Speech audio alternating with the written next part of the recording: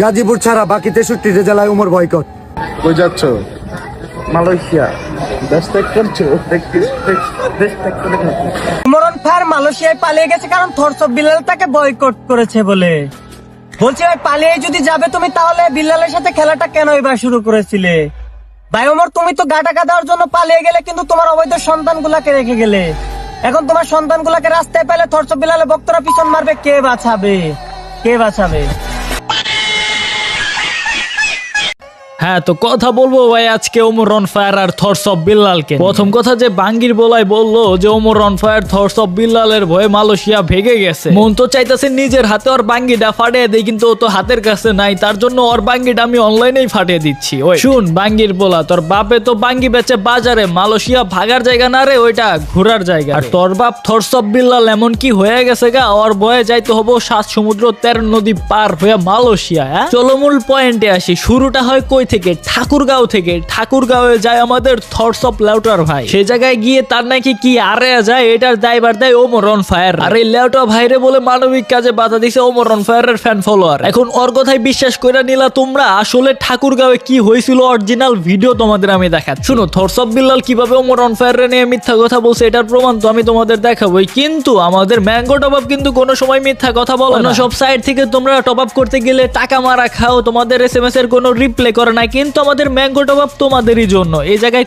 কোনো রিপ্লে দেরি হবে না, কোনো টাকা মারা খাওয়ার কোনো অপশনই নাই, যেহেতু এটা আমাদের সাইট। আজই বাদ দাও অন্য সব টপ আপ সাইট থেকে টপ আপ করা। এই ভিডিওর কমেন্ট বক্সে ম্যাঙ্গো টপ আপের লিঙ্ক দেওয়া আছে, যাও এন্ড টপ আপ করো। লিঙ্ক কিন্তু কমেন্ট বক্সে, চেক করো মিয়া। ওকে ওকে ওকে ওকে। হ্যাঁ, তো কইছিলাম আমাদের থরস অফ বিল্লাল সে যে ওমর অন ফায়ারের নামে মিথ্যা এলিগেশন দিছে। ঠাকুরগাঁও কি হয়েছে এটা তোমাদের আমি অরিজিনালি দেখাচ্ছি। ঠাকুরগাঁও বড় মাঠে বেলাল ভাই আসছে। কি হয়েছিল সেদিন ঠাকুরগাঁও বড় মাঠে, যে কারণে বিল্লাল ভাই রাগে এখান থেকে চলে যায়? তো হয়তো ঠাকুরগাঁও আসছে, পোস্ট দেখছে, তার কিছু ফ্যান ফলোয়ারকে বলছে যে বিলাল ভাই যাচ্ছে অথবা যাবে, ডিস্টার্ব করো যাতে কাজ না করতে পারে।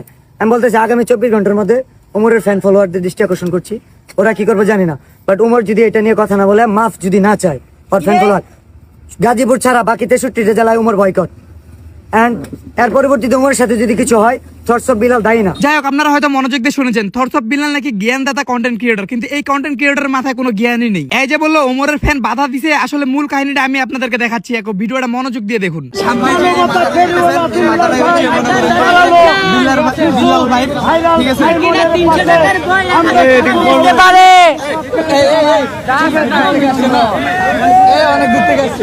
বাস এখানে এইটুকুই কাহিনী ছিল। এই পুচ্চিটা যে পিছন থেকে বলতেছিল 300 টাকার বই 1000 টাকা বিক্রি করছে, তাও আবার আমি তাকে চুপ করাই দেই।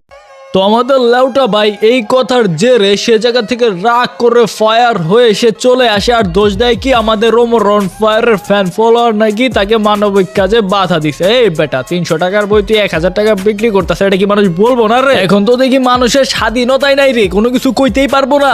কি রে তুই কি থরস অফ বিল্লাল? মানে তোরে তো দেখে মনে হইতেছে তুই দেশের প্রেসিডেন্ট হয়ে গেছে গা। তুই যাই করস নাই করস, তোর বিরুদ্ধে কোনো কিছু বলাই যাবো না। শুন লেউটা বিল্লাল, তোরা একটা কথা কই, আমাদের মুরব্বীরা একটা কথা বলতো যে বন্দুক আলার বন্দুকের গুলি ফিরানো যায়, কিন্তু যারা চামড়ার মুখ দিয়ে কথা বলে তাদের মুখের কথাটা ফিরানো যায় না। এখন তোরে যেটা সত্য সেটা বলছে, সেটা শুনে তুই চলে এসে আরেকজনের দায়ী করবি যে ওমর অন ফায়ারের ফ্যান ফলোয়ার এইগুলা করছে, এটা কি মানানসই? আবার কি বললি ওমর অন ফায়ারের ফ্যান ফলোয়ার নাকি চিন্তাই করছে? না না লাউটা ভাই, আমার কথা না, ঠাকুরগাঁওয়ে কি হয়েছে ঠাকুরগাঁওয়ের পয়পোলা বাণী বলতেছে, তাদের মুখ থেকেই তোমাদের আমি শোনাইতেছি। গাইবান্ধার একটা মানুষ ঠাকুরগাঁও গেল, সেখানে উমরের ফ্যান ফলোয়াররা তার ব্যাগ, তার প্রয়োজনীয় জিনিসপত্র এবং অল্প টাকা ছিল, সেটা যদি ছিনতাই করে। বিল্লাল ভাই আবারও এখানে মূর্খতার প্রমাণ দিল। কারো কাছ থেকে কোনো কিছু ছিনিয়ে নেওয়াই হলো ছিনতাই, কিন্তু এই মফিসের মতো বললো হারিয়ে যাওয়া জিনিসকে ছিনতাই হয়ে গেছে। তাহলে এটা কেমন ফ্যান বেস হয়েছে?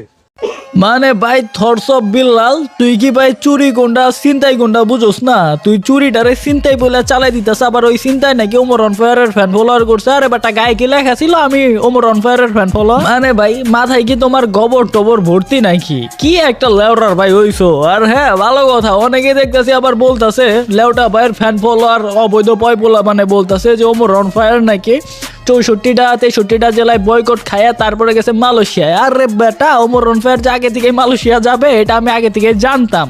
অ্যান্ড আমি তখনই এটা জানতাম কয়েকদিন আগে কিন্তু পাবেল ভাইয়ের সাথে একটা ভিডিও বানানো হয়।